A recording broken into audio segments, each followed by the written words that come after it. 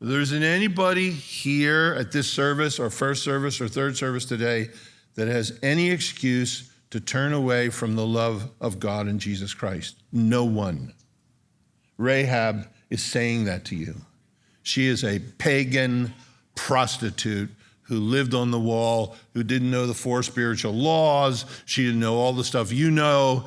And she turned to the living God, and he forgave her and makes her part of the nation of Israel. No one here has an excuse. He loves you.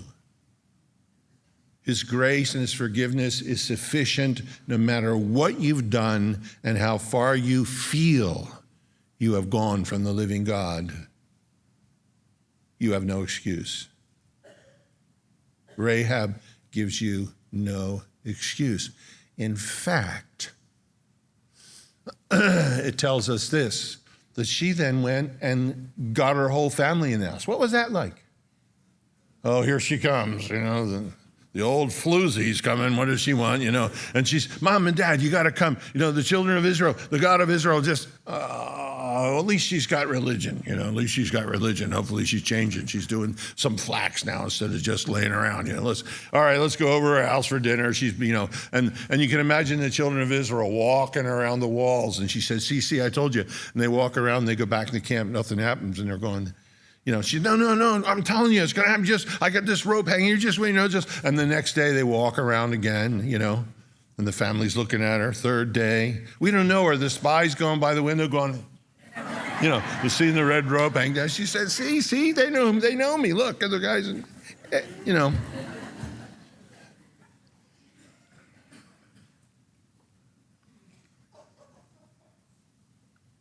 The 7th day, 7 times. And the walls come down except one spot on the wall that stands with a house on top of it and a red rope hanging out the window. And the rest of the walls are on the ground. Just imagine. Can you imagine that? Does that seem fantastic to you? Well, let me tell you this, it's more fantastic. We're told that she marries a guy named Salmon, becomes part of the nation of Israel. Salmon and Rahab have a son named Boaz, who has a son named Obed, who has a son named Jesse, who has a son named David, who has a son named Jesus.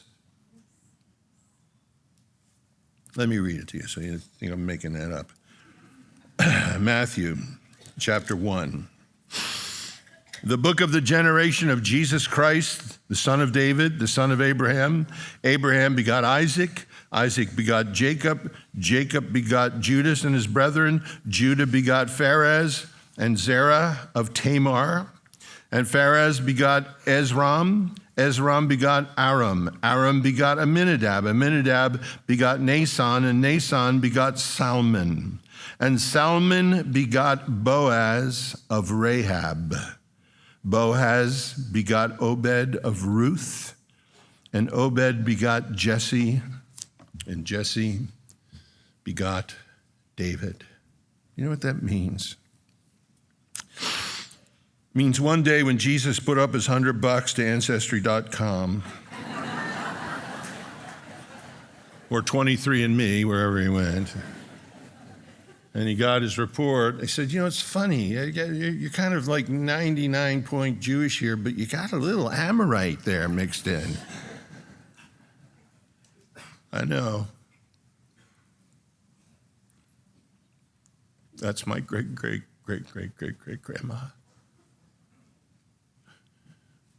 She was a pagan prostitute.